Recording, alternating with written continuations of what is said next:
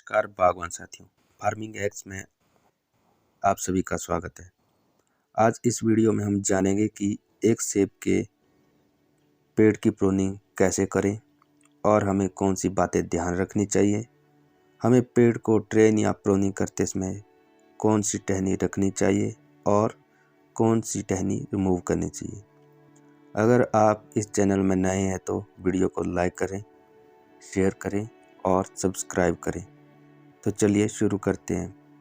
इस वीडियो में आज हम 7 से 8 बातों के बारे में चर्चा करेंगे कि हमें कौन सी टहनी रखनी है और कौन सी रिमूव करनी है। पेड़ से पहली टहनी ज़मीन से तकरीबन 2 फीट या 1 घुटने से ऊपर रखें। वो इसलिए जब कभी उस टहनी में हैवी फ्रूटिंग होगी तो वो झुक जाएगी और ज़मीन में लगेगी और उसमें घास से शेड बनेगी, छाया पड़ेगी और एक तो उसमें ना तो कलर आएगा और ज़मीन से तरह तरह की बीमारियों के लगने के चांसेस बढ़ जाते हैं। तो बागवान भाई याद कोशिश करें कि ज़मीन से जो पहली टहनी है उसे 2 फीट से ऊपर रखें। पेड़ से ऐसी टहनी हटा दें जो दूसरी टहनी को टच या क्रॉस करती है। जी हाँ बागवान दोस्तों, ऐसी टहनी हमें पेड़ में नहीं रखनी चाहिए जो एक टहनी दूसरी टहनी को टच करती है या क्रॉस करती है, क्योंकि एक तो उस पेड़ में वैसे झाड़ बनेगा, हो सकता है कि वो उस टहनी को रगड़ से के कारण दूसरी टहनी को काट भी सकती है। वी शेप वाली टहनी को हटा दें। वी शेप वाली टहनी को या तो हटा दें या उसमें आप स्टब या उसमें आप डच कट मार सकते हैं। अगर आप उसमें डच कट मारते हैं तो नेक्स्ट ईयर आपको वहाँ से एक वाइड एंगल में एक टहनी मिलेगी।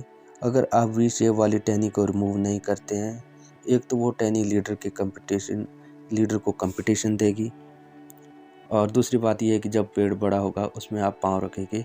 वी शेप वाली टहनी कच्ची होती है, जब वो टूटती है तो वहाँ घाव बड़ा बन जाएगा, जिससे हमारे पेड़ में कैंकर लगने के चांसेस बढ़ जाते हैं। ऐसी टहनी को रिमूव करें जो पेड़ के सेंटर या बीच की तरफ बढ़ रही हो। हाँ दोस्तों, ऐसी टहनी को रिमूव करना चाहिए जो हमारे पेड़ के बीच की तरफ या सेंटर की तरफ बढ़ रही हो। तने से एक ही स्थान से अगर हमारे पेड़ में 2 टहनियाँ निकलती है तो वहाँ हम करें ये कि एक टहनी को हटा दें, दूसरी को आप रख सकते हैं।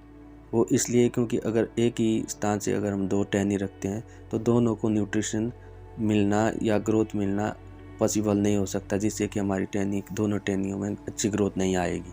इसमें से हम ये करें कि एक टहनी को रिमूव करें और दूसरी को हम चला सकते हैं।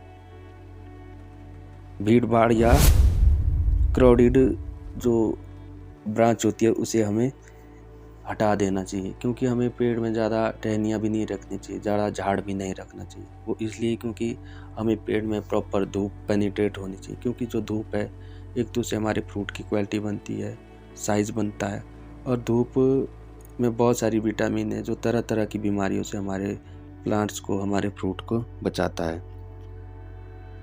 प्रतिस्पर्धी टहनी को हटा दें। जी हाँ बागवान दोस्तों, हमें ऐसी टहनी को रिमूव करना चाहिए जो हमारे लीडर को कंपटीशन देता है। उन टहनियों को हम स्टब कर सकते हैं या उन्हें हम क्लस्टर या रिंग में रोक सकते हैं, क्योंकि अगर हम ऐसी टहनी को नहीं रोकते हैं तो वह हमारे लीडर को कंपटीशन देने के साथ साथ जो हमारे लीडर की ग्रोथ है वो रुक जाएगी, हमारा लीडर सूख भी सकता है। और आखिरी जो पॉइंट है जिसके बारे में हम बात कर देंगे, जो पेड़ की कैनोपी है।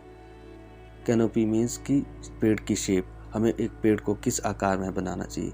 जो हमें पेड़ है वो हमें हमेशा त्रिभुजाकार यानी कि ट्रायंगल शेप में बनाना चाहिए। वो इसलिए क्योंकि जो त्रिभुजाकार का जो पेड़ होता है, एक तो उसमें धूप प्रॉपर पेनिट्रेट होती है, पूरे पेड़ में अच्छे से धूप पड़ती है। और दूसरा फ़ायदा इसका ये है कि जब हैवी बर्फबारी होती है, अगर हमारे पेड़ की शेप वी शेप में होगी, आपने हाइट में देखा होगा कि एक चीड़ का पेड़ होता है जिसकी शेप गोलाकार में होगी और एक देवदार का पेड़ होगी। जब हैवी बर्फबारी होती है जो चीड़ के पेड़ की जो टहनियाँ है वो टूट जाती है और जो त्रिभुजाकार में नेचुरल शेप में जो हमारा देवदार का पेड़ होता है उससे बर्फ़ फिसल जाती है। तो बागवान साथी हमेशा कोशिश ये करें कि जो पेड़ की जो शेप है वो हमेशा त्रिभुजाकार में बनाने की कोशिश